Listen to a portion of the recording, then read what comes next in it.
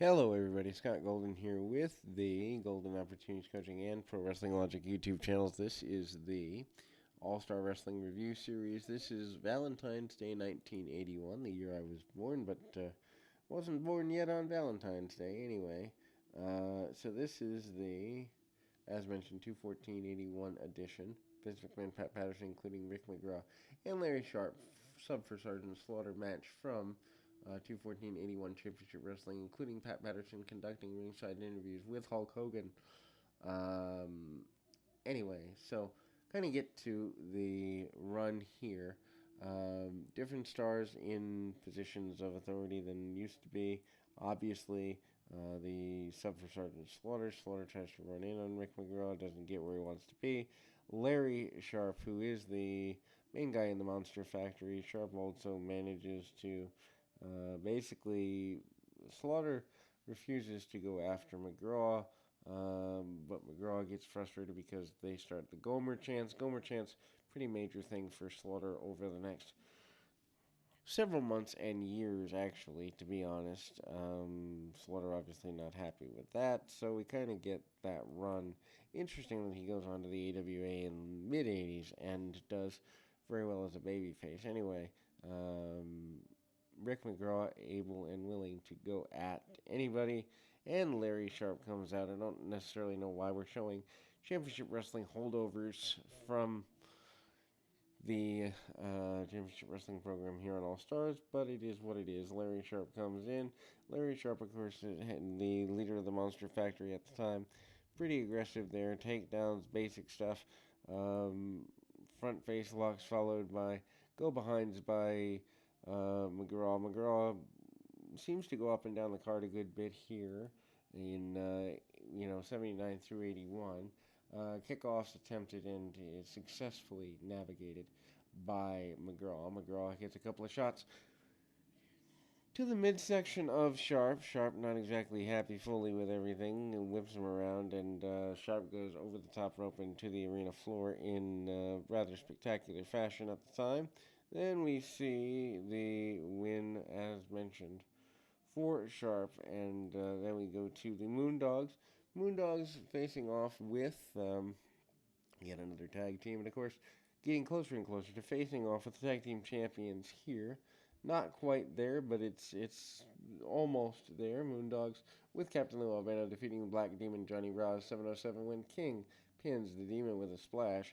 Obviously, punch kick, very basic stuff by the Moondogs. You're not going to get a lot of technical acumen from Moondogs, especially being from the moon and all, but it's enough to get a bit of an advantage there.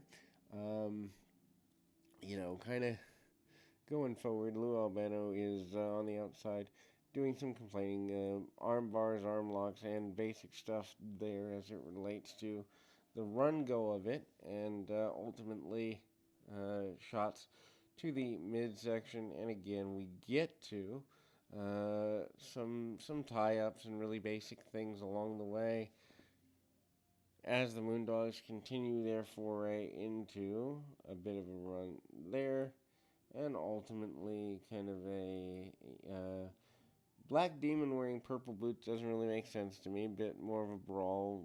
Albano tries to interfere at the bequest, and at the worst of his situation, tries to pull down the top rope a little bit. Doesn't really get fully involved, but the inference is there that was what he would prefer to do. We kind of continue to go roundabout. Short shots from the Moondogs. Moondogs eventually get the win with the splash.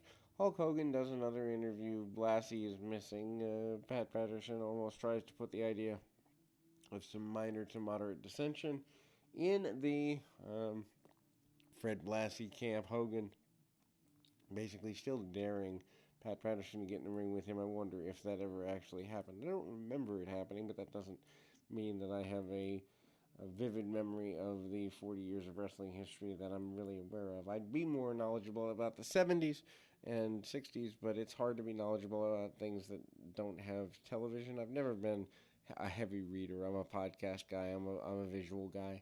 I'm a hear and remember kind of guy. That's just me. Anyway, going off to our Intercontinental Champion, Pedro Morales. Morales in there with another challenge, so to speak. this particular challenge is the Hangman. Um, or actually, no. It is Mike uh, Smash or Mike Smith, 255 with the Boston Crab. The Hangman actually in the next match. But again, Pedro, super basic guy, punch kick style, not going to deviate from that. As the Intercontinental Champion, also kind of getting ready for some new challengers in the weeks and months to come, including but not limited to kind of a run there. Um, it's I mean the Boston Crab. Never really understood Pedro being more of a brawler, not having a more strike-based finish as opposed to a submission finish. But it's just odd to me that that's the way he goes. Of course, he's the former world champion from 1973, so he can do whatever he likes. But at the same time, just still a bit of a interesting run to say the very least. In any event, we continue forward after that, and the continuation of matches is again into kind of a more even balance with the idea of tag and otherwise going in that direction. But we, kind of continue going. As mentioned a moment or so ago, Hangman and Killer Khan defeating Rick McGraw and Dominic DeNucci 8:51 when Khan pins McGraw with a jumping knee drop.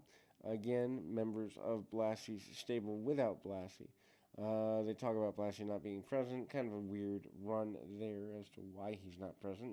Not really talked about in great deal. And of course, a guy like Killer Khan, not exactly a guy that you want unattended. Hangman, not particularly either. Although Hangman maybe, I guess in kayfabe, the thought that he could control Killer Khan for at least one day might be there. Anyway, Dominic DeNucci punches, slaps, and chops, kind of Mongolian-style chops.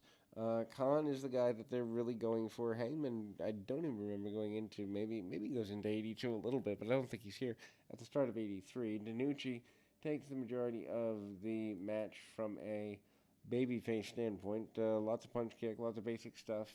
Cut off the ring for the heels on DeNucci for a good bit of time. Also, McGraw not exactly in the best of situations. And again, the top rope knee drop from Khan, yet again getting the victory.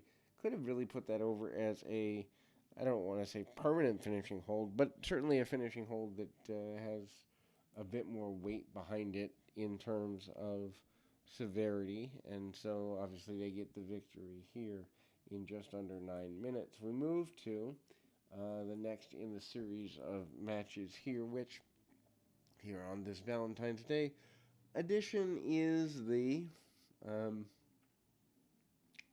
run towards kind of moving forward. Angelo Mosca with Captain Lil Vena defeating Steve King. Submission overhead backbreaker 307. And again, Mosca, a guy who had been here before, comes back a little bit. Claws and basic stuff. The overhead backbreaker now has been used by a number of people. And Mosca certainly doesn't have the talking chops to hang. So Albano being the man to talk for him, probably a good plan. Final match of this particular day, Hulk Hogan, again, sans manager Freddie Blassie, Jim Duggan, 305 with a lariat. Hogan back to the lariat, inexplicably without any real understanding of why we kind of continue to go with different holds. Maybe the plan was Stan Hansen and Hulk Hogan at some point in the 80, 81, maybe beginning of 82 run. Duggan, though, takes some body slams and basic stuff, knee drop by Hogan, and eventually, as mentioned, Hogan gets the win with the lariat. Hogan pretty unstoppable through this 80-81 series. I don't quite understand why there wasn't at least an attempt to turn a babyface at this point. I think it could have worked, although maybe the fear was that it would take away from Bob Backlund, and they weren't ready to go away from Backlund yet. We'll be back, though, with more right after this.